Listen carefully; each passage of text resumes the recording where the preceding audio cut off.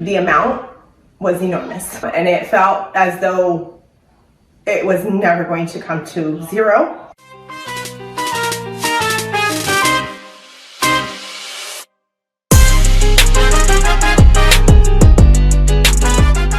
Everybody has a story to share, and there is never a time in marriage where it is a walk in the park. Except for us. Sometimes the park is scary and haunted, and there's a lot demon possessed. Sometimes there's a lot of pitfalls in there, but it's a walk in the park. It's just not a very fun park. One of the most important things in marriage is to be on the same page financially.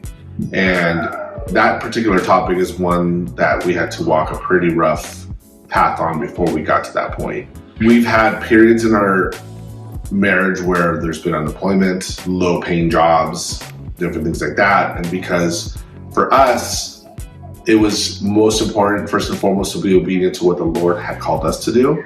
And right off the get-go, He had said that Carmen was not to work and she was to stay home, which had always been, growing up, how I wanted to raise my kids. I was like, well, there's no one better equipped or prepared to raise my kids than my wife, right? So when her and I were courting, and she's like, well, I don't want to work. And I was like, well, you drive a hard bargain, but I'm willing to agree to those terms because I didn't want my wife to work anyway.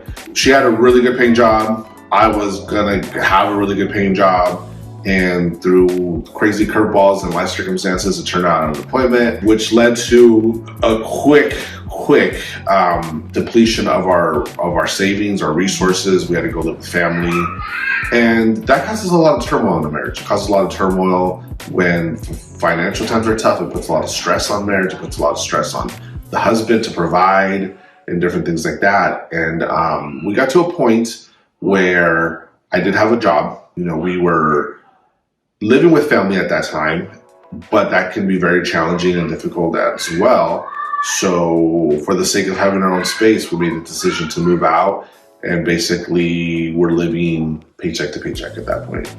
But one of the things that we did have prior to all of this was a lot of credit cards with very high limits because we both had really good paying jobs before that. Mm-hmm. And so I was in charge of doing the financials. And there was a lot of times when we needed tires, but that wasn't in the budget. Or we needed groceries, that wasn't in the budget. Mm-hmm. So I used credit cards. But the biggest issue with all of this was that I didn't tell her. I didn't communicate this to her. I was basically doing it behind her back. And this went on for years, and it accumulated a lot of debt. And then she ended up, there was one time when I quote unquote got caught, and then things seemed to get better. And then the final straw was literally, our birthdays are 2 days apart, was the weekend of our birthday, when it was actually on her birthday, 2016. Mm-hmm. So basically it was like, I was at work, I got a text from her with screenshots of the different purchases I had made and different stuff like that. And it was a mess. And I mean, you could just imagine, here we are thinking we're going to go celebrate, we're going to go to Benihana's and celebrate birthdays and this and that. And now we have this cloud hanging over us, right? Mm-hmm. But it was the turning point. It was the breaking point, because it really forced us to have some really difficult conversations about debt, about finances. And unfortunately, a lot of people do not have these conversations before they get married or after they get married. And it leads to a lot of turmoil, it leads to a lot of heartache. But basically, so she sent me the screenshots, and I knew that when we got home, we had plans that day to go eat dinner with friends. So we're like, we're going to go do that, and it's going to be awkward, but then we're going to come home and we're going to have to discuss it.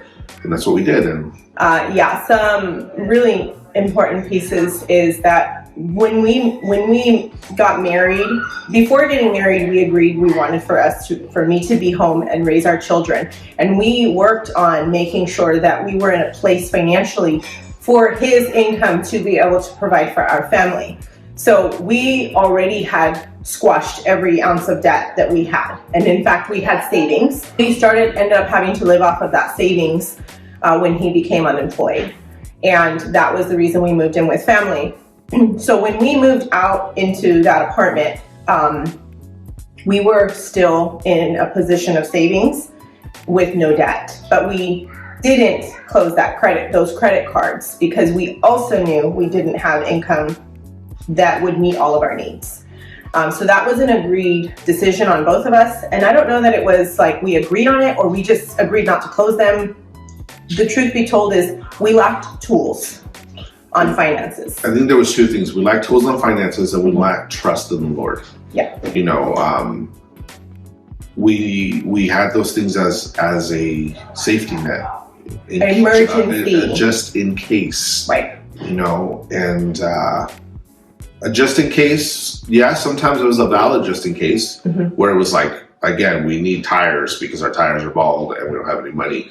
And sometimes it was it's there, so let's use it. When I discovered that there was definitely imbalance in our communication, it was definitely hard.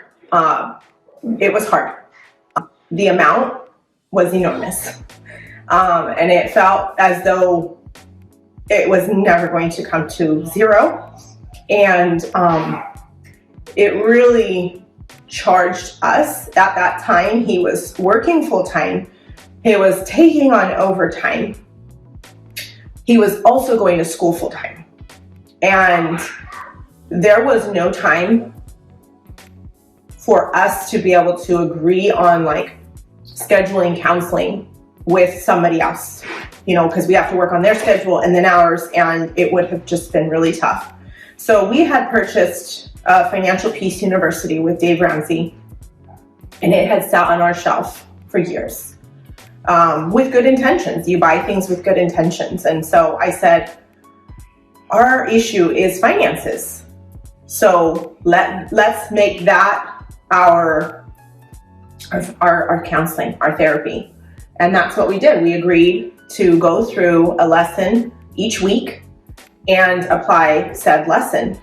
They were amazing tools. And we, one of the hardest things was to sit down and look at the reality that we were in.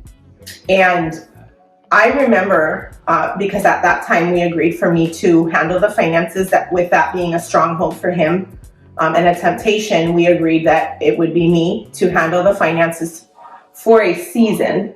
I think long term he enjoys me. Well, yes, it works for us right now. Right.